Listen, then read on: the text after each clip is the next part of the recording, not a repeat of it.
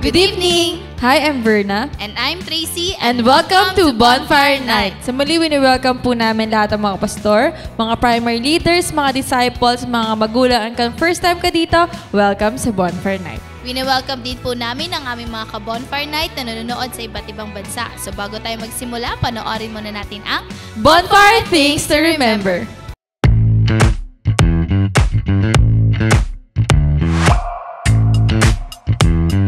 Here are your bonfire things to remember. Bring your notebook, Bible, and ballpen. Open your heart to the message. Hashtag Puspus Yarn. No unnecessary activities while watching. Hashtag multitasker. Wag ganon. Focus on the message through our speakers. No? Kasi kung makikita natin, ang gaganda ng promise. Ang gaganda ng Hashtag promise. focus ka lang. Invite and tag your friends. Be a blessing. Hashtag friendship goals. Engage by sharing your thoughts and leave comments below. Respond to the message and take action. Huwag kalimutan mga ka-bonfire ha. Paalam!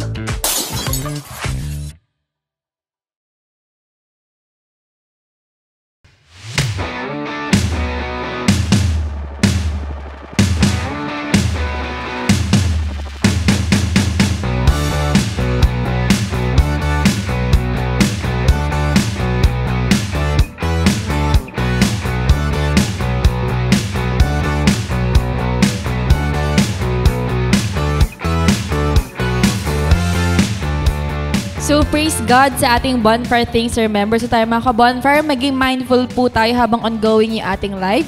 Make sure po natin na na-mention na natin yung ating mga cell leaders, yung mga cell members natin, and yung ating mga invites. Amen to that. That's why let us all be excited. Kaya na-encourage ko ang bawat isa na sama-sama po tayong tumayo at papurihan natin ang ating Panginoon together with our worship teams sa pamamagitan ng isang awitin.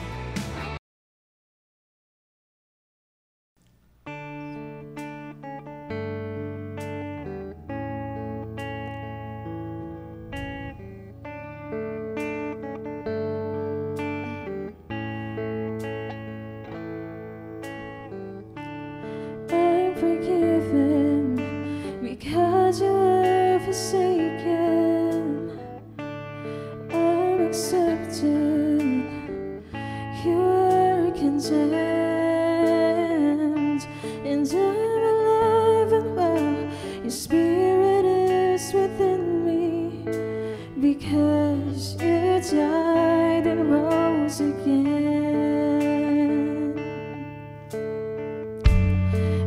Forgiven because you were forsaken. I'm accepted. You are condemned, and I'm alive and well. Your spirit is within me because you died and rose.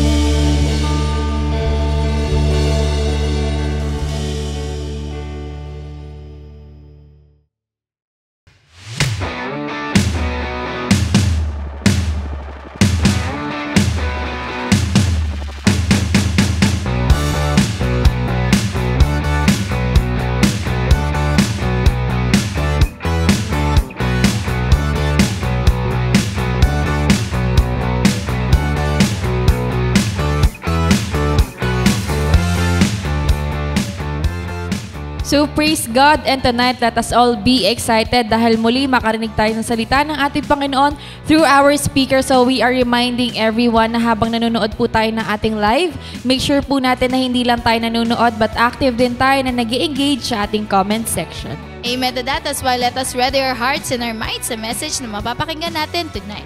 So for our speaker, she is one of the 144 leader of CGS Las Piñas under Vernasnet, a leader of leaders, a School of Leaders 1 staff, and a student. Let's welcome Jemarie Tolomia.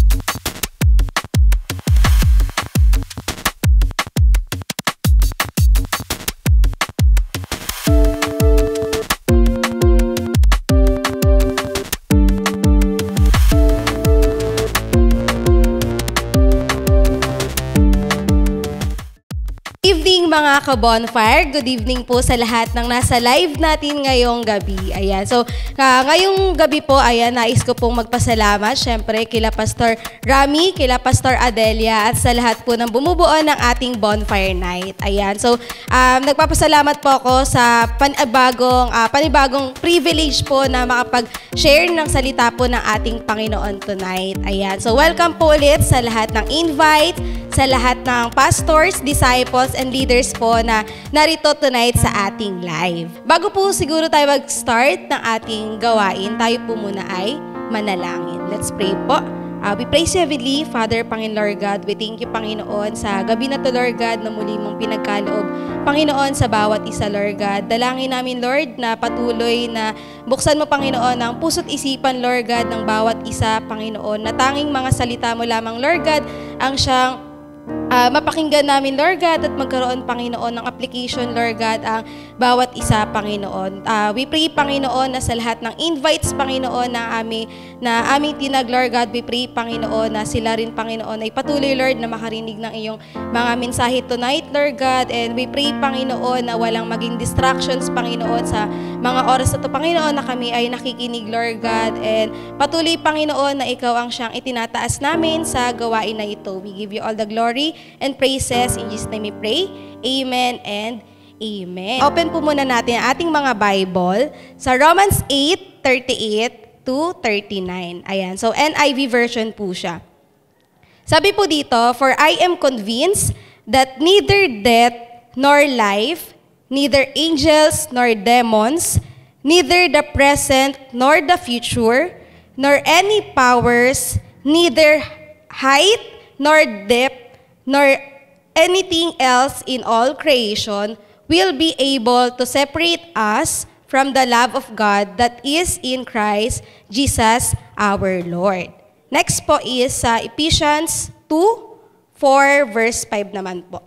Ayan, sabi po dito, "But because of His great love for us, God, who is rich in mercy, made us alive with Christ even when we were dead in transgressions. It is by grace you have been saved." Ayan. So these two verse po remind us na walang makakapaghiwalay sa atin sa pag-ibig ng ating Panginoon.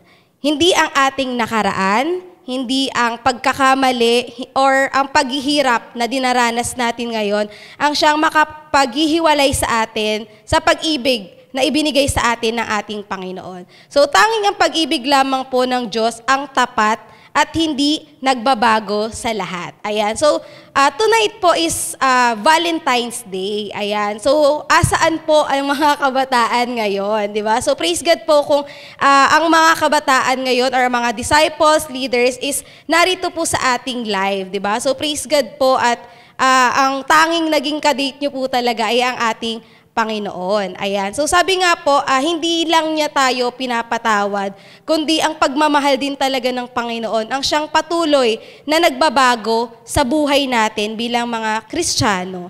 Ayan. So hindi natin kailangang ayusin ang ating sarili para talaga masabi nating bago tayo lumapit, kumbaga, sa Kanya. Ang Kanyang pag-ibig po mismo ang magpapabago talaga sa atin. So hindi dapat po talaga mag-stick, kumbaga, yung mindset natin na aayusin muna natin yung sarili natin bago tayo lumapit sa ating Panginoon. Na tayo po talaga parang patuloy po tayong nire-remind talaga ng Lord na ang pag-ibig po niya talaga ang siyang aayos ng buhay natin at kahit anong bagay or kahit tayo po personally is hindi natin kayang baguhin yung sarili natin. Ayan. So tonight po, God wants you to accept His love to experience the true transformation in your life. Ayan. So our theme po tonight is the transforming love of God. Ayan. So paano nga po ba tayo mababago ng pag-ibig ng ating Panginoon? Ayan. So sabi nga po dito, God's love is unstoppable, unbreakable, and unchanging. So nothing can separate us from Him. So let us stop running and start embracing His love. So sabi po dito, how does God's love transform our lives? And so first point po natin is from scars to healing. Ayan, God's love heals our deepest wounds. Ayan, so marami po sa atin ngayon, di ba, na parang start natin netong year 2024.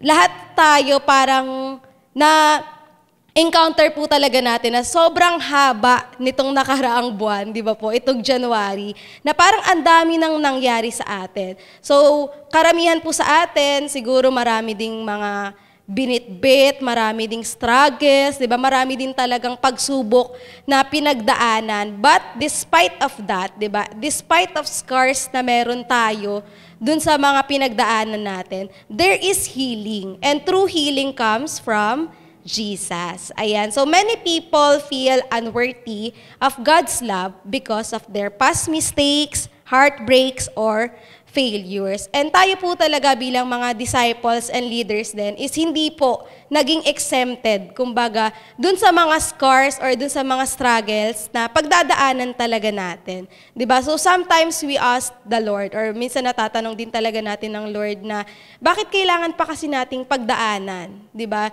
Na masugatan, madapa, diba? Na parang, bakit kailangan talagang maging part, kumbaga, na paglilingkod natin ang magkamali or ang failures.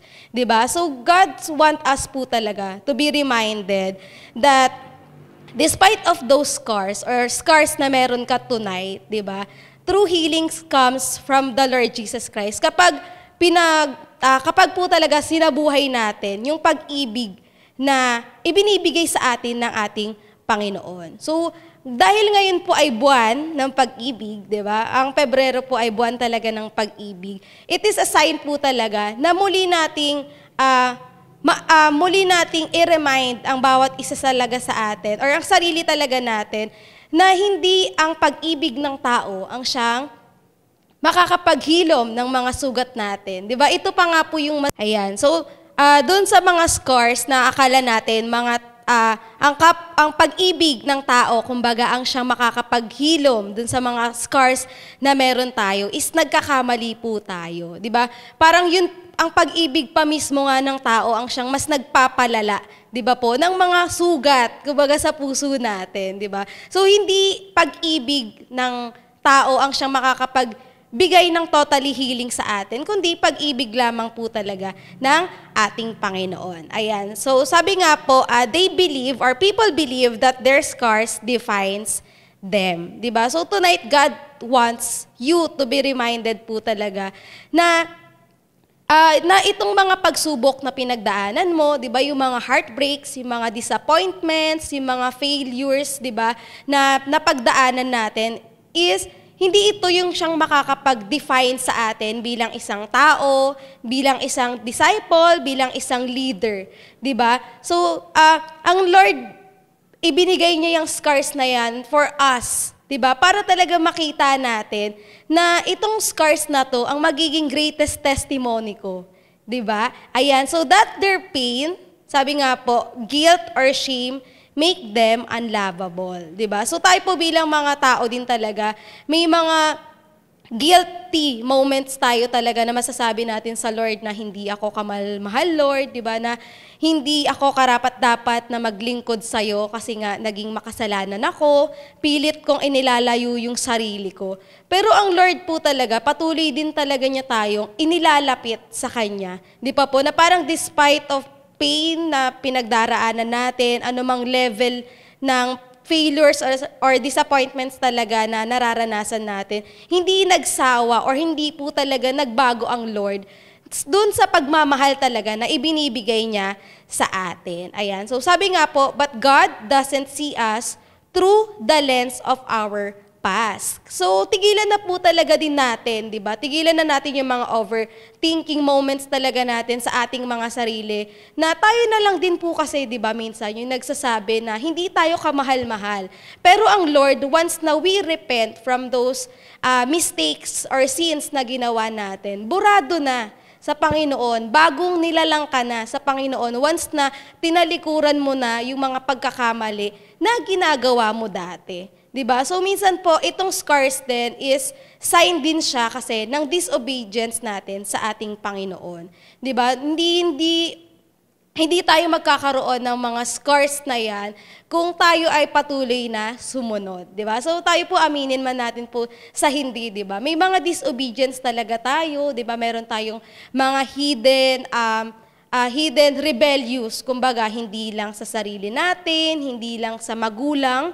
'Di ba meron tayong mga rebellious sa ating mga leaders, sa ating mga pastors, 'di ba sa ating Panginoon. So that scars will not define you naman because God's love you and wants to heal that wounds. Ayan. So God look us with love, grace and the desire to restore us. So, tigilan na po natin, di ba, yung pagmamaliit, kumbaga, sa ating mga sarili, di ba, yung mindset na tayo ay nagkamali, di ba, tayo ay namumuhay sa pagkakamali because God wants you to be healed. Ayan, so, comment nga po natin that I am healed tonight by the Lord Jesus Christ. Ayan, so, sabi po dito sa Psalms 34, verse 18, ayan, so, niremind po tayo ng Lord, sabi po dito, the Lord is close to the brokenhearted and save those who are crushed in spirit. Ayan, so this means po that even in our lowest moments, when we feel lost, rejected, or unworthy, God is right there, ready to heal and lift us up. Ayan. So, hindi po talaga dapat tayo nagsastruggle, di ba, sa mindset. Bilang mga disciples and leaders, napakahalaga po talaga na yung faith natin sa Lord is consistent, di ba? Paano nga ba tayo magkakaroon ng consistent talaga na relationship din sa ating Panginoon or faith, di ba? So through the basic things po, di ba, patuloy siyang nire-remind sa atin yung prayer life natin, di ba, yung devotional life natin. Kamusta ba yung relationship natin sa ating mga leader, sa ating mga pastor, di ba? Kamusta yung fellowship natin sa mga taong guided and protected din talaga ng ating Panginoon, di ba? Kasi tayo po may mga ano rin talaga tayo may mga thinking tayo bilang isang individual, di ba? Gawin na lang nating individual. Na kapag tayo po is nagkamali, di ba, nag-isolate tayo, imbis na kinakausap natin yung ating mga leaders, di ba? Imbis na nagpapatulong tayo to pray dun sa mga bagay na pinagdaraanan natin. Anong ginagawa natin? We isolate ourselves. So dun po mas lalong lumalala yung scars, kumbaga, na binibit-bit natin. But God wants us nga to be reminded na ang tunay na healing po talaga is nasa Kanya lamang. So wag po tayong lumayo kapag talaga tayo ay sinusubok or nagsastruggle, di ba? Wag tayong lumayo sa mga bagay na tanging ang Panginoon lang po talaga ang siyang makakapagbigay sa atin ng true healing. Ayan, so example po, ayan, we all know that people, ayan, are struggle with anxiety, di ba, addiction, or broken relationship. Ayan, so, tonight po alam ko talaga na lahat tayo na narito is nakaranas po talaga tayo ng broken moments talaga sa ating buhay, di ba po? Na lahat tayo nakaranas tayo na mabackstab, nakaranas tayo na masabihan kung ano-ano, 'di ba? Even na tayo is aware tayo na wala naman tayong ginagawa, 'di ba? But yun nga, despite of those battle din talaga na nararanasan natin, ayan, ang Lord po talaga nais niya na tignan, ayan, tunay tignan nyo yung scars na yan, di ba? Yung pain na nararanasan nyo tonight, or etong mga nakaraang buwan, nakaraang linggo, di ba, na yung pain na yan na dinaranas mo is handang pagalingin yan ng Panginoon once na willing tayong tanggapin talaga ang pag-ibig ng ating Panginoon, di ba? So ano nga po ba kasi yung mga bagay din na kumakain or ng oras natin for us talaga na makita yung tunay na pag-ibig sa atin ng Panginoon, di ba? So tayo lalo na sa mga kabataan, di ba? Parang maraming kabataan ngayon ang gusto nang magkaroon ng boyfriend, di ba? Ng girlfriend, kahit na ayaw pa ni leader, di ba? Kahit hindi pa pinapayagan, di ba? Patuloy tayong nagpupumiglas, di ba? Kasi nga open tayo sa society talaga na parang dapat gantong age, dapat gantong age may boyfriend ka na, dapat gantong age ganto na yung naranasan mo na yung gantong love, kumbaga ng opposite sex, 'di ba? Pero ang Lord po talaga, ang nais niya sa atin is ma-restore yung ating kaisipan and ang ating puso bilang mga kabataan. 'Di ba? So wag po nating wag din talaga nating hayaan, 'di ba, na yung standard ng mundo, yung siyang pinaiiral natin sa ating mga buhay, di ba? Kasi God will not heal us kapag tayo is patuloy na nagpupumiglas or patuloy po talaga tayo nagdi-disobey, di ba? Sa ating mga leaders, sa ating mga pastor, di ba? May mga pagtatago, kumbaga tayong ginagawa. Dahil ang Lord lang din po talaga ang siyang nakakakita niyan at hindi talaga tayo makakatago sa ating Panginoon, di ba? So pwede tayong magtago kay leader, pwede tayong magsinungaling kay leader, pero mas palalalain nun yung mga scars na binibit-bit natin. So, only honesty, di ba, humility din, and obedience din talaga ang siyang patuloy na mag-heal sa atin dun sa mga scars na meron tayo. Ayan. So, sabi nga po, but God invites you, di ba, to bring that broken moments or brokenness to Him because He alone can truly heal, di ba? So that story, alam ko po na lahat tayo is aware, di ba? Sa story po ng prodigal son. Ayan. So lahat po tayo is, aware tayo na itong anak na to, di ba? Is patuloy po niyang parang hinihingi talaga yung kanyang parte doon sa kanyang ama. Di ba na parang tayo din po talaga dumaan tayo parang sa way na parang tayo na rin yung prodigal son sa mga nangyayari sa atin. Hindi man ganon, parang hindi man same scenario, but we are the prodigal son. Di ba? May mga scenario sa buhay natin. And the Lord Jesus Christ want us po talaga to be reminded na ano man yung pagkakamali na nagawa mo, di ba? Ano man yung mga pinili mong gawin at iniwan mo, di ba, ang iyong ama, ang Lord handa ka pa rin niyang yakapin, di ba? Handa ka pa rin niyang mahalin. Hindi nagbago yung pagmamahal, kumbaga, ng ating Panginoon sa'yo, kahit na patuloy po tayong nagkakamali. Di ba? Patuloy na nadadagdagan yung mga pagkakasala natin. Kasi nga, God's love is constant. Natanging ang pag-ibig lang po talaga ng Panginoon ang siyang makakapagpabago sa atin. In a way kasi na ang pagmamahal po talaga ng Panginoon is hindi siya katulad sa pagmamahal talaga ng tao. 'Di ba? Kasi kapag pagmamahal ng tao, mayroong kondisyon 'di ba? May standard. Pero sa Panginoon po, minahal ka niya kahit na undeserving tayo, 'di ba? Minahal ka niya kahit na maliit ka, 'di ba? Walang kondisyon sa Panginoon. Minahal ka ng Lord kung anumang kulay mo, anumang ugali mo, 'di ba? Hindi magbabago yung pagmamahal ng Lord. Dahil nga God's love is constant. So, yun po ang first point natin is from scars to heal. Ayan. So, nais po ng Lord tonight na ano man yung scars na pinagdaraanan mo or anumang scars ang meron ka tonight, surrender it to the Lord and He will heal you. Ayan. So, yun po, your scars do not define you, but God's love does. You are never too broken for God's healing. Instead of running away from Him, run to Him and let His love transform your pain into a testimony of His grace. Ayan. So, next point po natin is from suffering to purpose. Ayan. God's love gives our pain a purpose. Ayan. So, having those scars, syempre po, lahat tayo talaga is dumanas ng iba't ibang klaseng pain.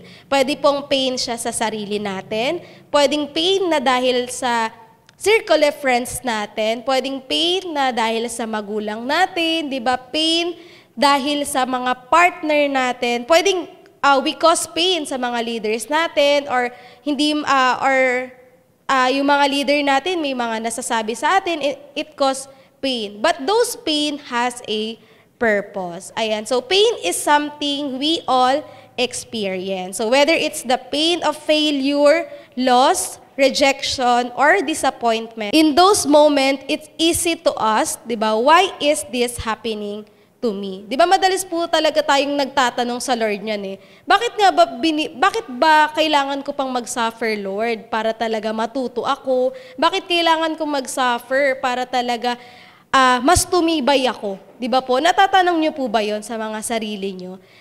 Yun po, ang Lord po kasi nais niya, di ba, na through those suffering, di ba? Kasi suffering leads to purpose po, di ba?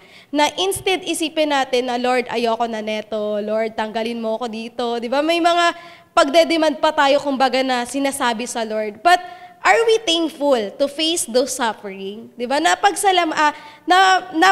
Thank you ka po ba sa Panginoon na naranasan mo yung suffering na yan, di ba? Nag-thank you or nagpasalamat ka ba sa Lord na dinanas mo yung klaseng pain na yan? Di ba? Kasi those pain, di ba, God uses it to shape us, to strengthen us, and to prepare us for His greater purpose. Di ba? So, tayo po, or hindi lang talaga tayo individual, di ba, ang nakaranas talaga na masaktan.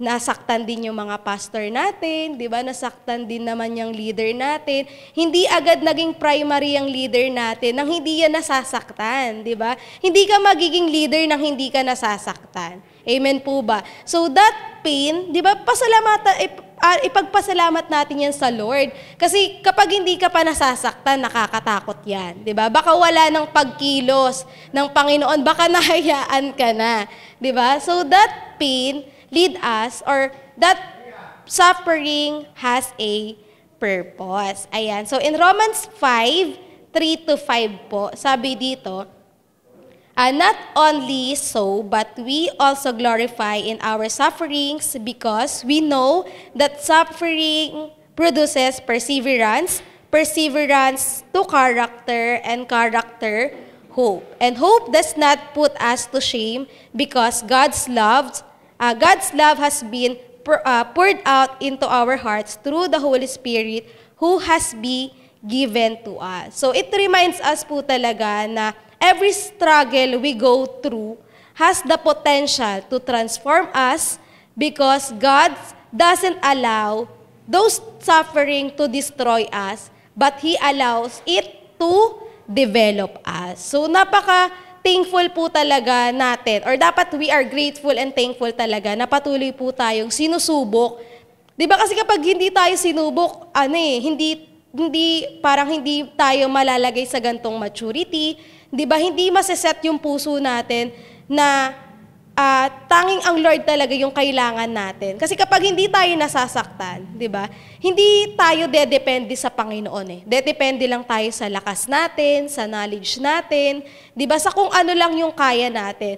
But those suffering, syempre hindi mo kakayanin yan. May iba't ibang stage, kumbaga, na ibibigay ang Panginoon sa atin eh. Di ba, mararanasan nating ma-reject, mararanasan mong iwan, mararanasan mo talagang ipagpalit, di ba? So, feeling ko maingay yung comment section ngayon. Di ba? Kasi, mga kabataan, di ba po, sobrang eager natin talaga when it comes to love. Di ba? Gusto nating mahalin tayo, we want more attention. Di ba? Lalo na sa generation natin ngayon. But, yun nga, ang Lord po talaga, di ba, nais niya na maranasan natin itong mga different level or step talaga ng suffering for us talaga to shape 'di ba? Doon sa gusto or doon talaga sa greater purpose na inihanda sa atin ng ating Panginoon. 'Di ba? So gaya nga po na palagi sa ating sinasabi din nila pastor, 'di ba, na hindi tayo mailalagay or hindi tayo kumbaga magle-level up sa paglilingkod na ginagawa natin if hindi tayo masasaktan. So yan, pasalamatan niyo po yung mga taong nakasakit sa inyo. 'Di ba? Naging thankful din po ba kayo na parang nasaktan niya ako, 'di ba? Ayan, so mararanasan po talaga natin ang ipagpalit, 'di ba? Kasi tayo hindi na sabi ko nga po 'di ba kanina, ang love naman ng tao is hindi yan tulad ng pagmamahal talaga ng ating Panginoon. 'Di ba? Ang love ng tao is may condition eh. So kapag hindi mo na-meet yung condition na yon or yung standard na yon, maaari ka talagang ipagpalit. And hindi natin kontrolado din yung feelings kasi, 'di ba, ng mga tao na ipagpalit tayo, 'di ba, na i-reject tayo, but God's love, 'di ba?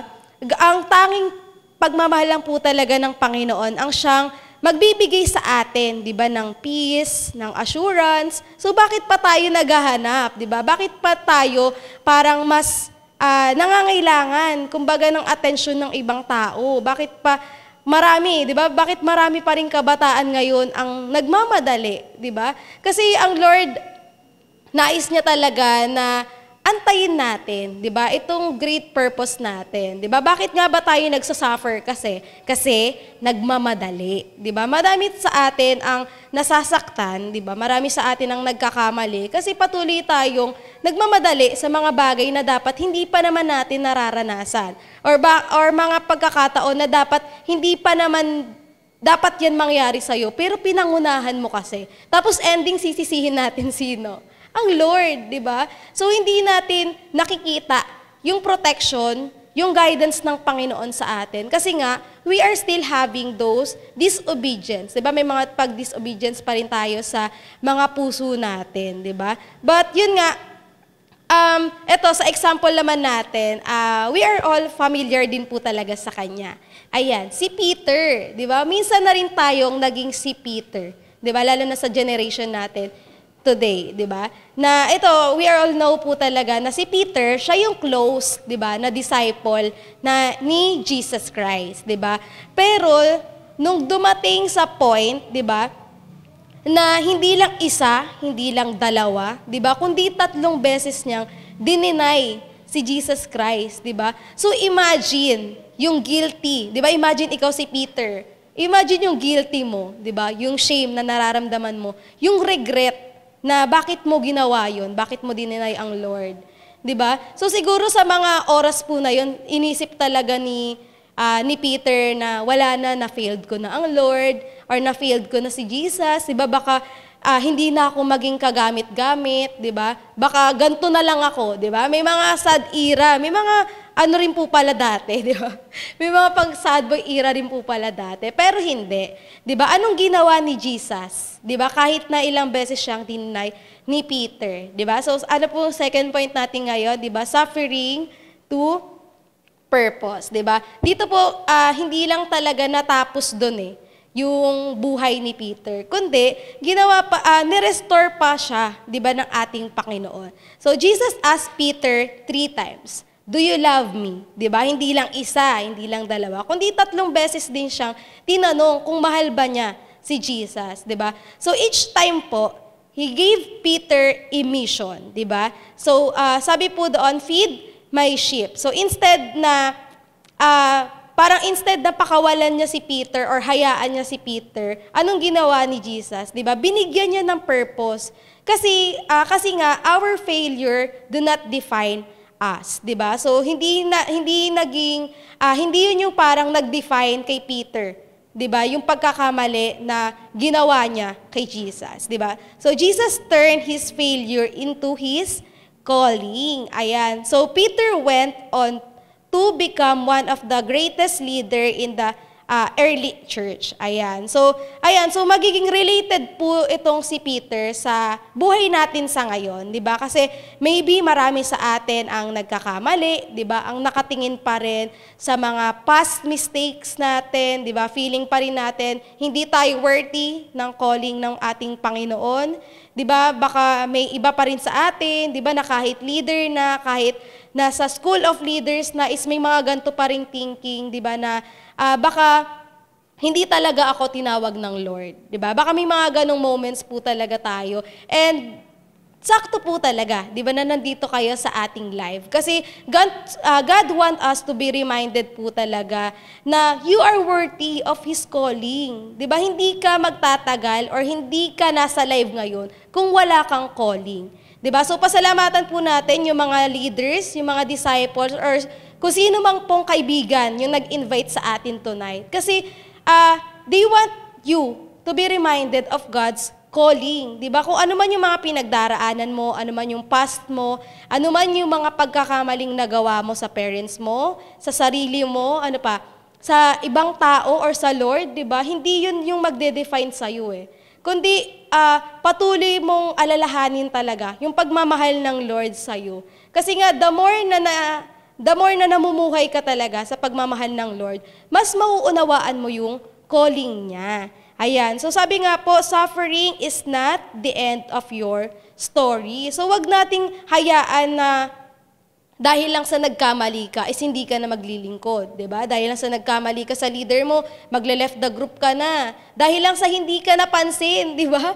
Mag-aalis ka na sa paglilingkod na ginagawa mo sa Lord. So 'yun, mahalaga po talaga na hindi tayo parang hindi na tayo tumingin pabalik dun sa mga ginagawa or sa mga past mistake, kumbaga, na nagawa natin. But, let us those parang suffering become the foundation of your great testimony. Ayan. So, your past does not disqualify you. It prepares you for God's purpose. Ayan. So, sabi nga po dito, the pain you once... Wait lang. Ayan, so the pain you once thought would break you is the very thing God can use to build you into the person He has called you to be. Ayan, so that, don't let your suffering defines you, but let God use it to refine you. Ayan, so I hope po na patuloy nating na-absorb po talaga yung salita ng Panginoon tonight. Ayan. So, third point po. Ayan. So, third point na po tayo. Sabi dito, from despair to hope. Ayan. So, God's love call us to bring others back to Him. So, marami po sa atin. Ayan. Marami na naman sa atin. Di ba na marami sa atin ngayon na patuloy pa rin nafe-feel, di ba, na we are lost, hopeless, and unworthy. Di ba kung sasabihin po natin yung sa ating mga sarili, di ba? Parang apakabigat na parang makasalanan natin, na tayo na yung merong masamang nagawa na, di ba? Sa sarili natin, sa mga taong nakapaligid sa atin, and sa Lord. People believe, that they are too far from God or that their mistake defined them. Di ba? So feeling natin kapag nagkamali tayo, sobrang layo na natin sa Lord. 'Di ba? Akala natin kapag nagkamali tayo, hindi na tayo naririnig ng Lord, 'di ba? So from despair to hope. So ang Lord po talaga, hindi niya lang sa atin pinaparanas talaga itong mga bagay na 'to. 'Di ba? Nang wala lang. Kundi talaga pinaparanas ng Lord itong mga sufferings, 'di ba? Itong yung magkasugat talaga tayo, 'di ba? Not parang totally physically, pero yung ating pong emotional, 'di ba? Ating mental, di ba, minsan yun po yung magkakasama talaga kapag tayo ay patuloy na nakakaranas naman ng disappointment, failures, and rejection. Ayan. So, sabi nga po, di ba, God's love call us to bring others back to Him. So, without those parang suffering po na nangyari sa atin, ano na lang yung mga testimony na i-share natin sa mga taong gusto nating i-win if hindi nga natin naranasang masaktan. Di ba? Paano nating i-win or i-encourage yung taong ito na nasaktan siya, di ba? Heartbroken siya. Paano mo siya ilalapit sa Lord, di ba? Na hindi mo nga nagigets yung pinagdadaanan niya.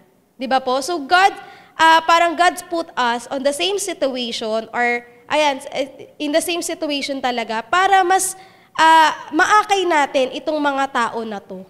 Amen po ba? Ayan. So they believe, that they are far from God. So, tayo po bilang mga disciples and leaders din talaga na narito, di ba, huwag nating hayaan talaga na maraming kabataan pa rin, di ba, maraming tao pa rin talaga ang hopeless, kumbaga sa panahon ngayon. Kasi ang Lord, binigyan niya na tayo ng maraming pagkakataon, di ba? Apakahaba po ng time natin, di ba, to win, online man yan or physical, di ba?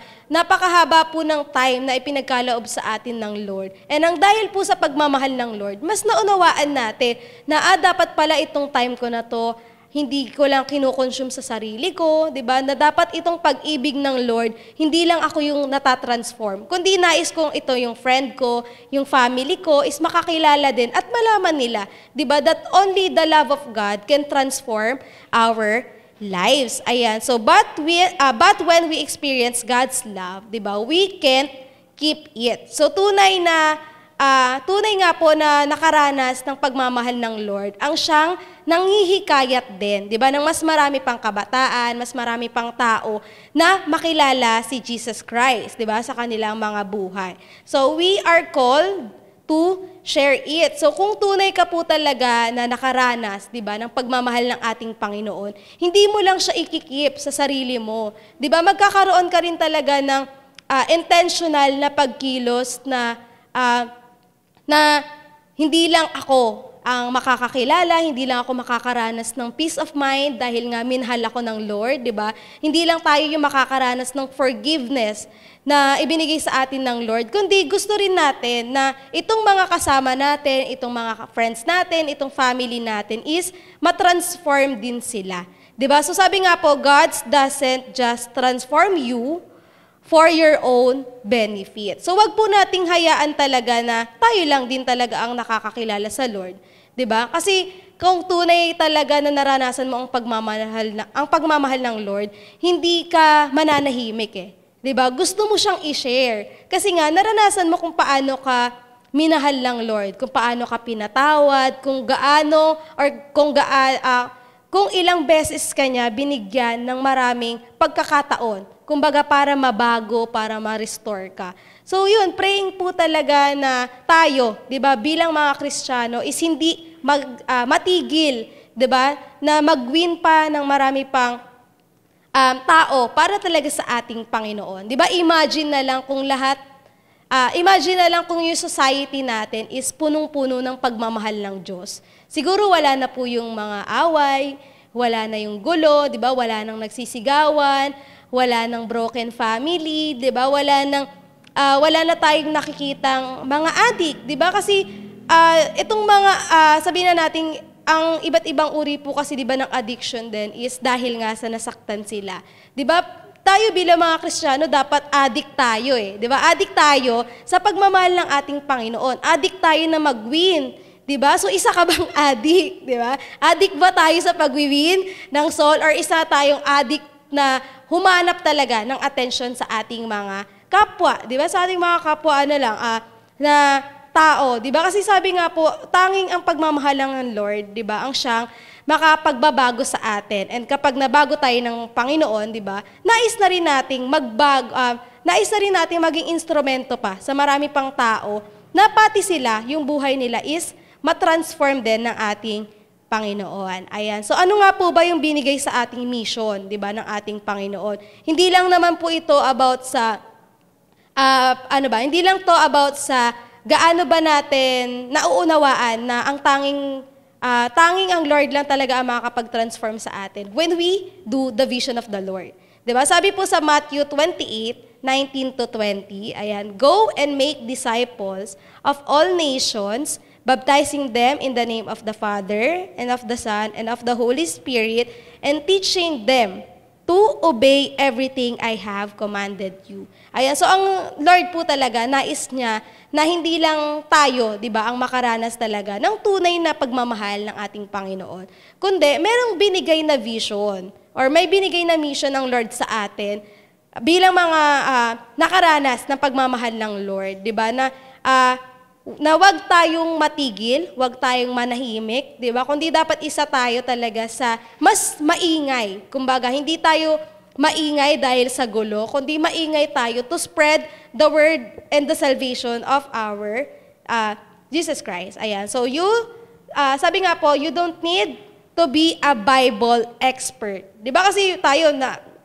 marami pa rin sa atin talaga na ang natatakot mag-win kasi nga sabihin na natin tayo is nasabihan na walking Bible, di ba? Nasabihan na po ba kayo na walking Bible kayo? Dahil lang sa totally gusto nyong mawin itong tao na to, di ba? So, you don't need to be a Bible expert, but you just need a heart that willing to lead others to Jesus. Ayan. So, sabi nga po, sa panahon ngayon, di ba, maraming tao ang nasasaktan, maraming tao ang lost. Bakit sobrang dami pa rin nila? Kasi marami pa rin Kristiyano ang nananahimik at natatakot na ibahagi, di ba? Yung pagmamahal, yung salvation ng ating Panginoon. So calling din po talaga to ng Lord, di ba? Sa bawat isa sa atin, lalo na po talaga sa mga nasa live ngayon, di ba?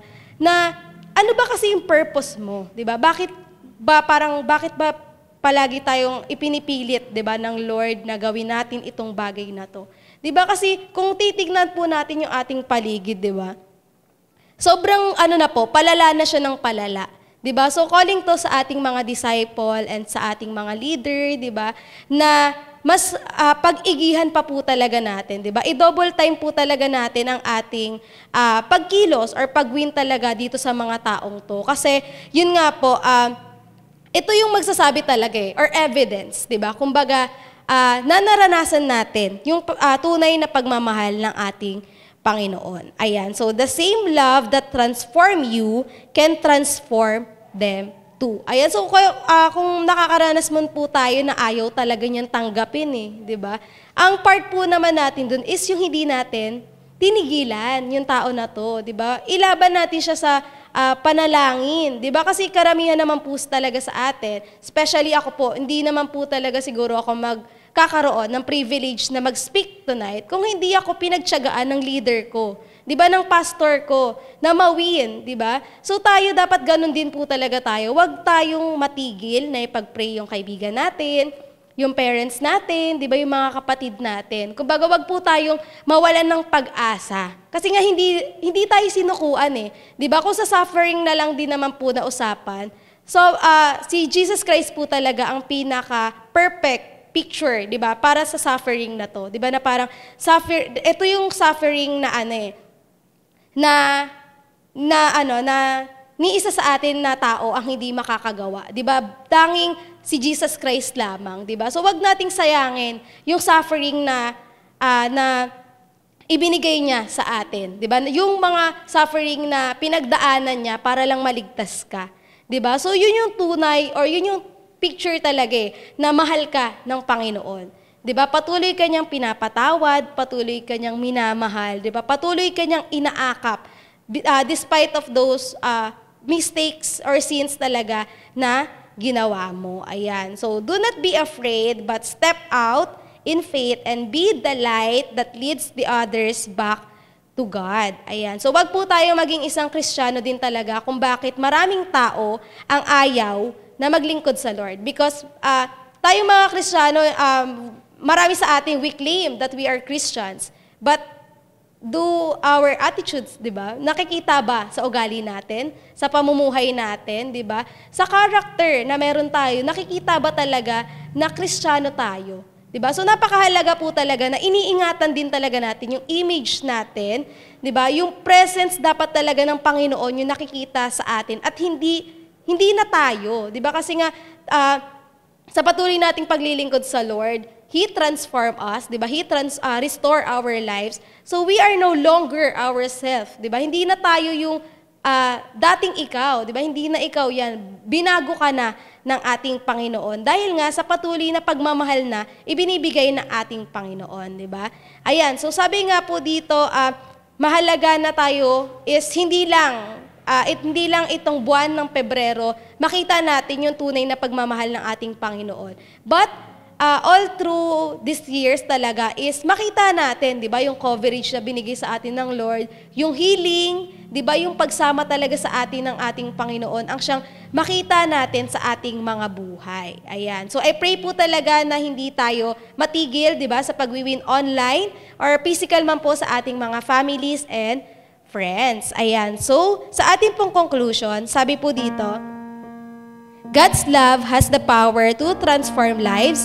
He takes our brokenness, heals our heart, and turns our past into a testimony of His grace. No matter where we've been, His love gives us fresh start. So, as leaders and disciples, let's share this love and help others experience the life-changing power of God's love. Ayan. So, may iiwan lang din po akong isang verse. So sabi po sa Jeremiah 31:3, I have loved you with an everlasting love. I have drawn you with unfailing kindness. So no one is too broken for God. No one is too far from God.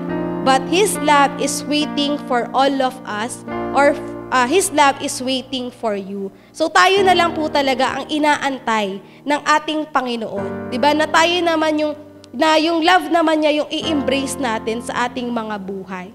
Amen po ba? Ayan. So I hope po na tonight is maraming natutunan ang bawat isa sa atin. And I do pray po talaga na patuloy tayong mag-strive talaga sa faith na or sa relationship po na ibinibuild natin talaga together with our Lord Jesus Christ. Sige po. So sa ating pong pagtatapos, let us close in prayer na po.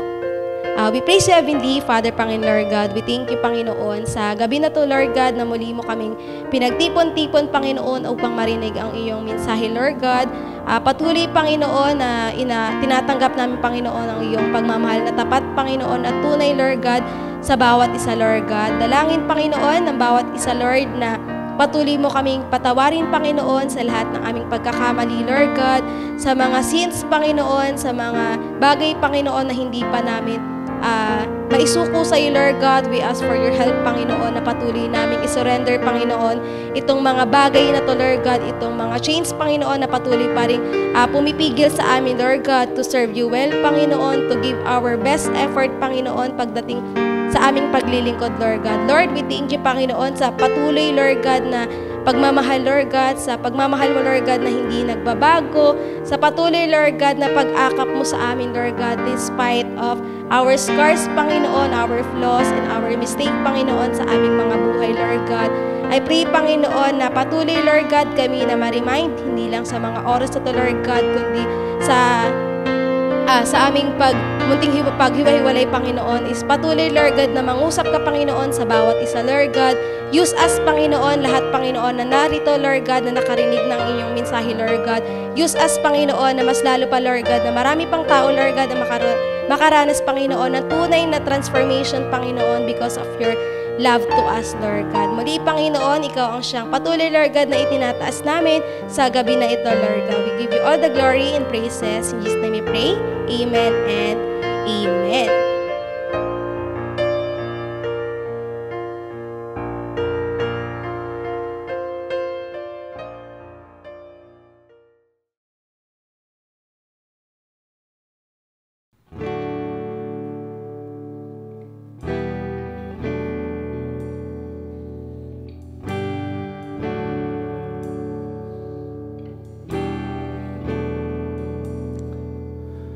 I'm getting weak, but you won't see me folding. Trying to calm the seas of my emotions. Recalling your words, remember what's been spoken. Now I've been locked in this grief, but I'm not broken. Now the door is open. When the storm rolls in and I can see beyond this, beyond this. When the waves crash short and I fall back down, you're on it, you're on it. When I think that I reached my ceiling, I know the scars only mean that I'm healing. Always by my side. responding. You can't stay.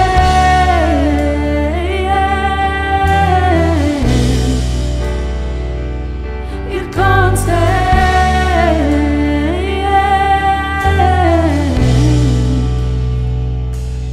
Pages are turning, finding my own purpose. Hope is a current rising to the surface. Yeah. Restoring my faith in the shallow, rebuilding a fortress. Now and then when I break through the pain I am learning, I surrender my burdens when the storm rolls in and I can't see out beyond this, beyond this. When the waves crash hard and I fall back down, you're on it, you're on it. when I think that I've reached my ceiling, I know the scars only mean that I'm healing. Always by my side, even through my doubts, responding. You can't stay.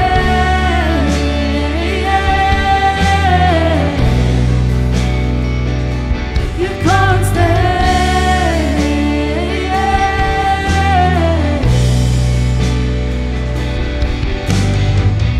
You say be still, And the waves obey your voice, I will not fear. because I know you're with me, Lord. You're never gonna let me drown. You're never gonna let me down. All the earth is singing out that you are constant. You say be still, and the waves obey your voice. I will not No, I'm not gonna fear, oh Lord. 'cause I know you're with me, Lord. You're never gonna let me drown. You're never gonna let me down.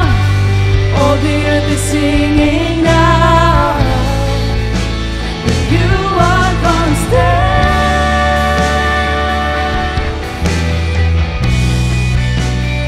You are constant.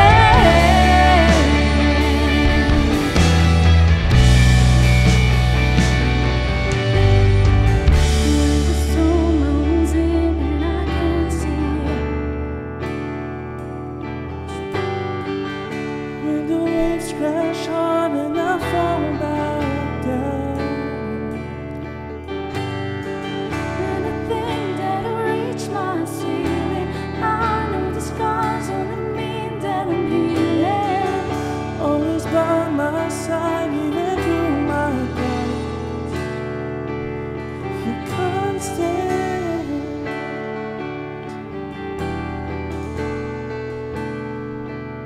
You can't stay.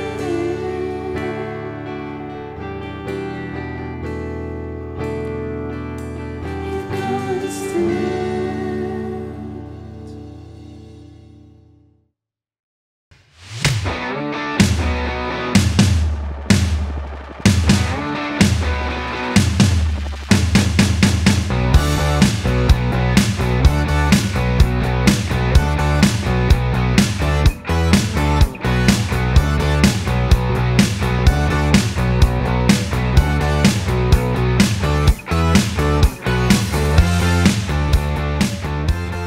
Praise God and thank you, Jem, sa message na hinatid mo sa bawat isa. At alam ko, marami din po tayo natutunan. That's why we encourage everyone, patuloy nyo pong i-post ang inyong mga takeaway lines using This hashtags.